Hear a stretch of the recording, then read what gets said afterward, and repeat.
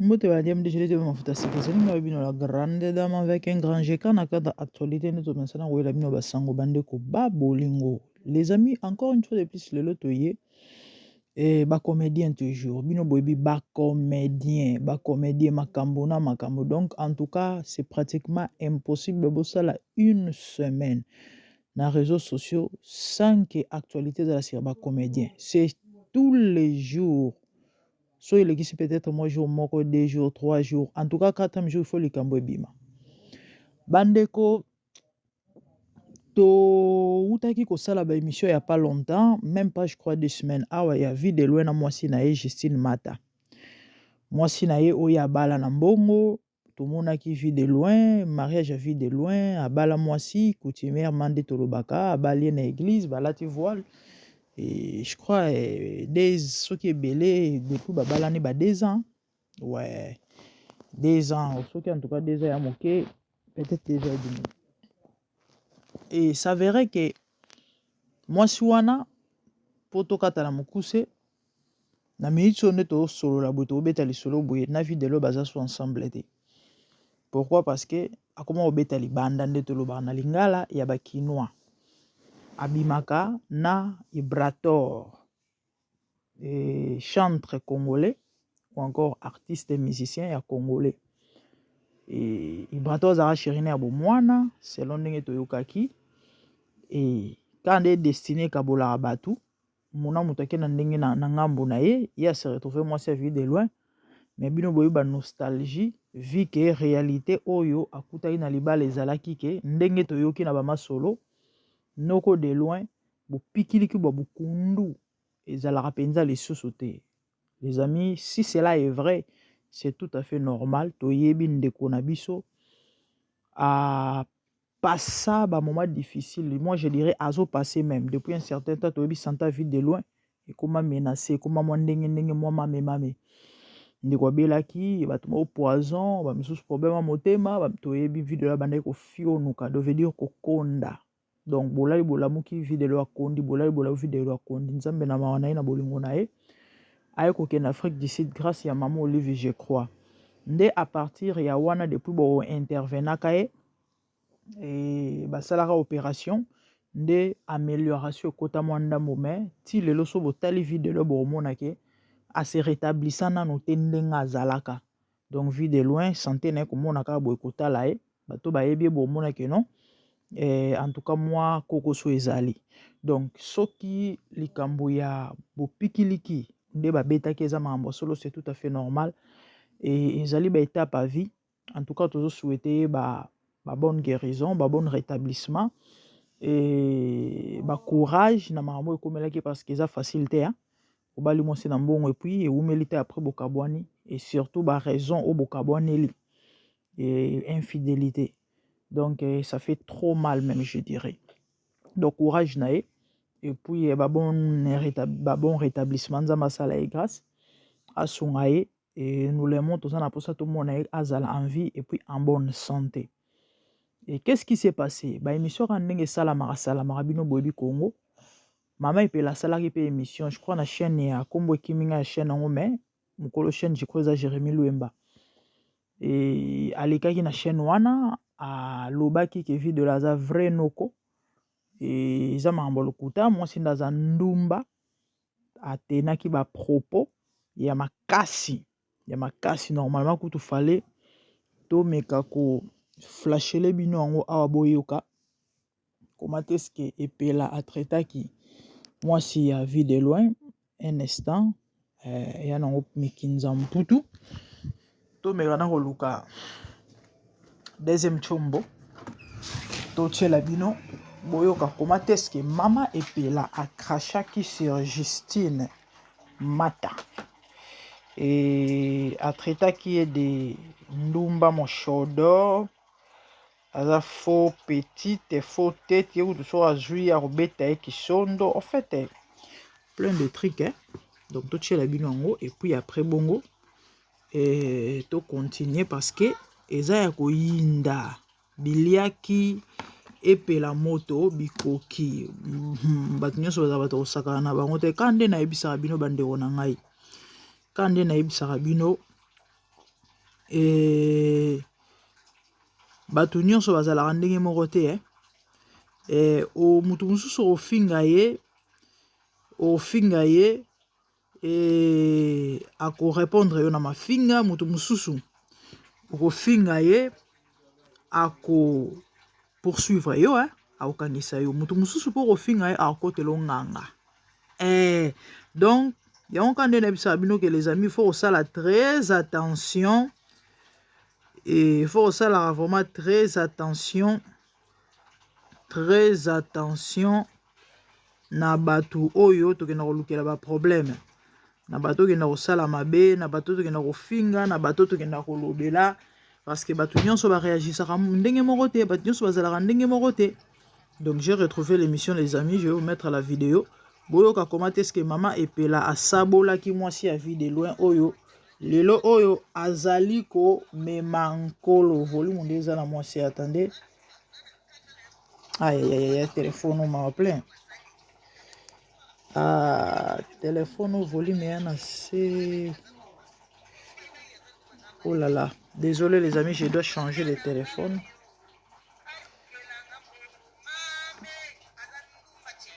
Oh, azali ndumba chel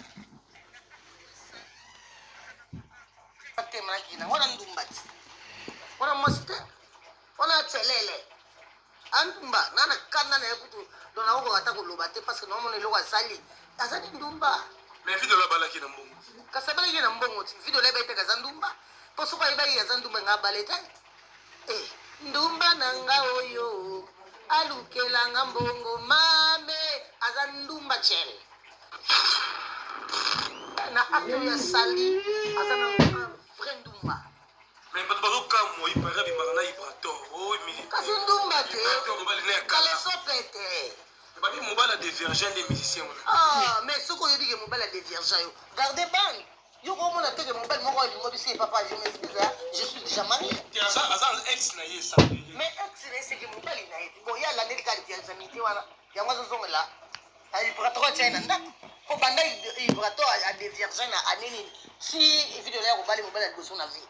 Amona teke ibrato azoki libanga kede pasteur de la foi azana mokonami bandeko bouti koyoka ndenge mama epela lobi wana eza kaka babenga on ba flash ba temps fort ya émission. Donc elle avait dit plus que ça, bato balandaki émission atenai penza ba propos moi makasi contre moi si ya vie de loin.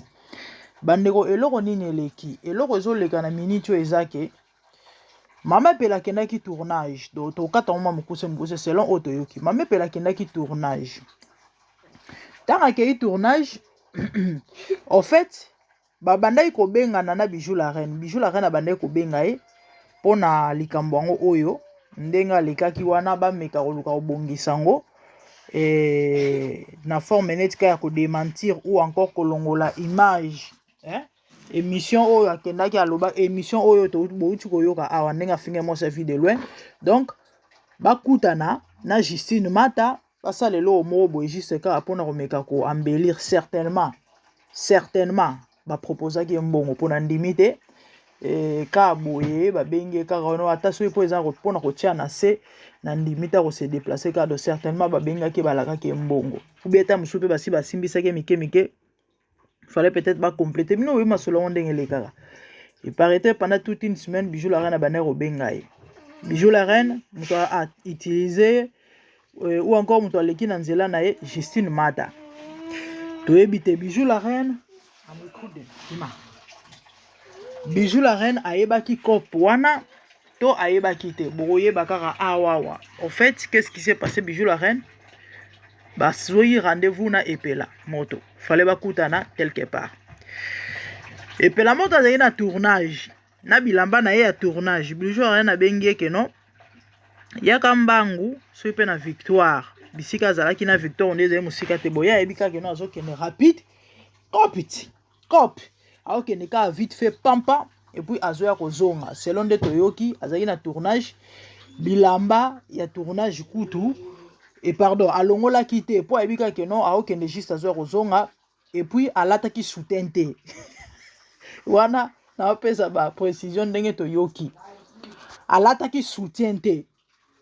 so pena kale sonte parce que ça bino boyebi te so bato bao jouer moto incarner rôle et eso dépendre et lo ni nazo rôle ni moi azo incarner to et lo ni azo jouer kuna donc il faut luka sala ngo bino boyebi epela za grande actrice donc la jouaka et a jouaka penza a jouaka et sali que à quel rapide vite fait abimi na coin place ba yokana ba kutana Bijou la reine azate benga Bijou la reine rien bengo te landanga na Willery so pe na restaurant elo moi ba te boutique so pe ya camarade na mo azala na et pe le me na Willery boutique ezala ka wati et place o ya me ko expliquer wana boutique so pe a préparer très ezala raté o te kota na soki na restaurant 555 bato ba bi ki ça c'est moi je connais pas wana eza nde toyoki restaurant so pe 555 eza tanga ebu amoni Bijou la reine boni bana ko benga Justine Mata benga Justine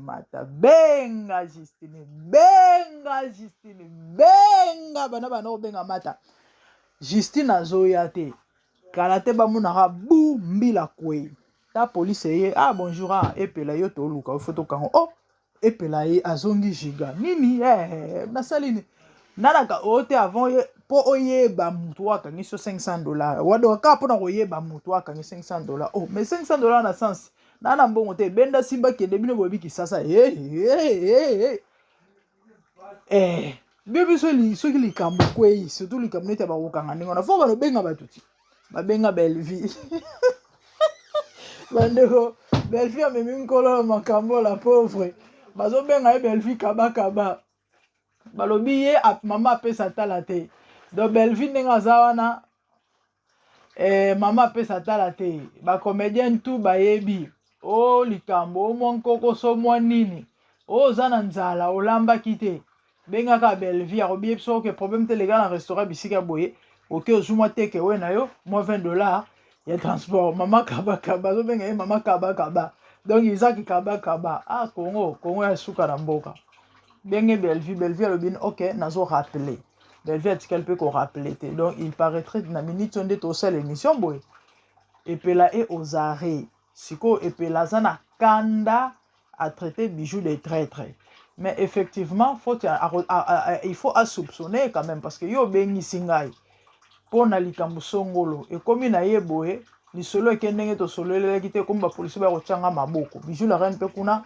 akatani na ndenge na lobi aza traître donc na minute oyo ezali pesa mbwa aboyi simba tika benda kamata zongisa moto ezoko continuer kopela bande ona ngai kande na bisa bino biso toza plus basé na conseil. La Bible dit celui qui a beaucoup d'amis les a pour son malheur. Trop d'amis, trop de masters, en tout cas tu auras des problèmes avec tout le monde. Bijou na epela babetaka bakati ndeto lobaka. Croyez-vous que barosasu ba ami? Non, qui amitié koufi et non seulement qui amitié koufi et comme masolo a rando nakati. Les amis, faites très attention. Na mokila bato to ovanda. Il faut koyeba ko vivre. Soko amayele te okufa zololo. Soko amayele te okufa avant. Soko amayele te ozana ba problème na batu nyonso na mokili oyo. Munoko na yo pe soko vandisaka ngo te Bible zoloba munoko lobaka mingi sumu kaka pe mingi. Soko vandisaka munoko te yonde soit disons lobaka vérité. Yonde muta makasi, yonde boy. En tout cas, o memangambu. Topo kozwaka ba problème na bato. Moi si je vis de loin asala mabe. Bon, de toutes les façons bandeko boy mamba mabala ya de réalité. Tozo betele maboko te, tozo encourager te, tozo ko féliciter ta asala mabe oui mais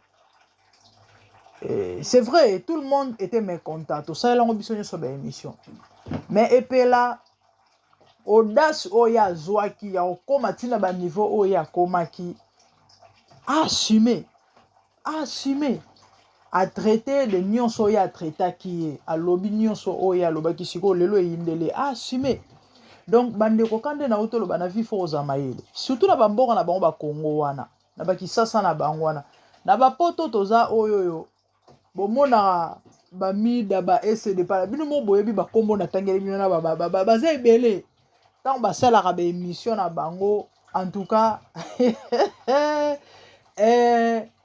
donc bakendaka nango na bandenge moko boye oyo ke mais le fait ke ya nango poto baolukela bango wapi ende baza na bango moko mpe bayebi ke kongo bakotiaka makolo te pourquoi parce que baza conseil ya bamakambo oyo bango basalaka sikoyo yo ovanda na kisasa oyebi mboka yango ndenge ezalaka na justice ya bolimbisa ngai me nakoloba ngo quand même oyo nata makambo ezoleka na kongo ya bakidnapper namoni ndeko moko mpenza akomi na tiktok alobi oyo mpenza justice amokinza effectivement bandeko bolimbisa justice amokinza oyo ezalaka na kongo yo ozoya na yo na baémission en Afrique c'est la loi des plus forts ozala na réseau ozala na tort so oza na lochocho na yo yo nde moto ya makasi donc tu peux pas prendre des risques ya koya koleka na baémission koya kokrétie bato et puis kozwa barisque ya koloba n'importe quoi na kombo ya moto surtout kozopese te fi wana abima na ibrator aya musicien amona mwa mike na ye donc ce qui veut dire mwasi mpe aopese na bandenge moko boye siko mama epela yo vraiment au mieux qu'il ata mawa te yo ko théâtre ta imagine ka bakangi yo ozobenga belle vie nzambe congolais aza mbango na koluka makambo mais soki eyindeli akomokwanza mutu akomolela na bakomba batu akomi kofinga batu akomi kotya na likola mitu ya batu et pourtant mutu akendaki koluka makambo eza ye botala mama na biso oyo ya union salite mama oyo alobaka ke oyo ekomaka challenge na tiktok na mboka oyo banda kombo ya niar ezala nanu te mama wana suka wapi ka likolo makambo bimisa wana baya kotombola ye bakende na ye pengu tala mama ya 3e age aoki ba 70 akomi liboso ya niar oyo alobaki kombo ya niar ezala te akomi liboso ya niar soki oloba te ekomi mama Denise omoni mama nga nabelaka tension omoni motema me mama yo yebaki kobelaka komo okende kozwa bariske ya okende outrage mwasi ya mokonzi ya mboka oyo babengi première dame et pourtant boyebi ka Afrique ezala nango Afrique mama bato motema malamukele te asala na mpe eloko te azali mpe na mposa kosala eloko te azalika na besoin conseiller ayebisi ye mama vous avez droit de critiquer so mabe ezali me kofinga ce n'est pas bon babimiseli mama bapropos na ye atenaka parce que kofinga ya na bandenge ebele kofinga ezaka te koloba imbécile nyama ngulu non bapropos na yo ekokangisa yo tu peux insulter indirectement na bamakambo ozobi c'est ça le problème avec les Congolais bato bazaka mbango na okeluka makambo mais ntango oyindelaka bango ekomi omosimba motu na vie fo ozalaka mayele na vie il faut yeba kovanda na bato omoni vie evandi na relation ekofungolelo porte relation ekokangelo porte siko soki obebanaka na bato mama lobi se retrouver na situation moko boye to okebisika moko boye oyo ke mutu moko oyo aza wana akoya kosunga o me yo na mutu yango boye oyokanaka te parce que yo soit disant yo ama monoko yo olobaka vérité soit disant mais na vérité yango yo blessaka bamitema yo ofingaka bato yo nous devons faire très attention oyebi bamakambo eza kaka biso nyonso toteyama même moi qui vous parle mutu aparfait aza te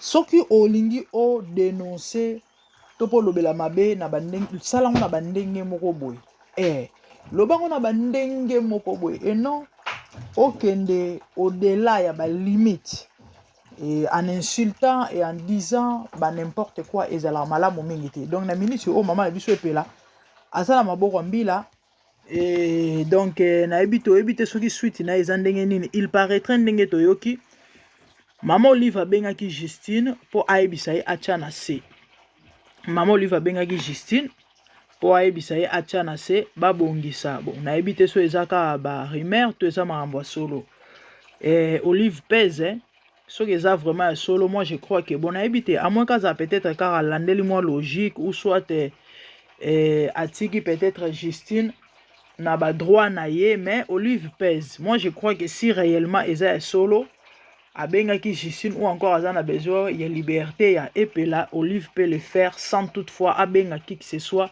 azora téléphone à tomboli abengi à partir à direction songolo par la allo c'est Olive Lembe nini non ayoka ibokangi pela moto ya comédienne certainement il faut zabisika boy allez mot d'ordre à vous ordre maman bake bimisa moi je crois bien parce que Olive pèse mal bien que mobali nae aza asi alongwa na pouvoir mais Olive pèse toujours toyebi mais bato alobi que maman Olive abengaki Justine pour ebisa tana seba solo là et comme ba kombo bato komi kokotanga malakata ba marambo et Bellevue quand des hommes mankolo balobi que non ye mama kabakaba akende kobimisa est-ce que yende mutatindaki c'est ça est-ce que yende mutatindaki donc c'est vraiment triste et nyonso oyo pardon toboka to lo bebele belé toboto lo bebele belé ah oui parce que tu dis que et puis la sa position il y a sa famille libota n'est-ce pas voilà il a sa famille libota donc mama kabakaba en tout cas vous avez tout intérêt Yako ça là quelque chose parce que et puis la sa position il y a pas longtemps où t'as koloba yango awa oui c'est vrai bon il y a le que et azan droit que ko finga batuteur au sala ba ma bepo yo ya ko défendre mais ne le fait qu'à sa position donc vous devez intervenir ah oui vous devez intervenir mama kabakaba balobi kombo Bellevue sika yango wana mama kabakaba bande ona bande koloba ai mama oyamba ba pelo amna banda koloba ekimi na kokima et faut ba revivre faut ba ozala bien na bato parce que relation ego sunga yo ya muketo ozali nango ya koloba na émission oyo yango wana nzamba pambola bino pamona bino so zemba no ya liboso ko visiter biso moi libonné na yo et osala biso bien moi like moi commentaire moi c'est la grande dame na moni mino mbala ya sima. De bonnes choses à vous. Que le Seigneur vous bénisse. Merci, au revoir. Bye.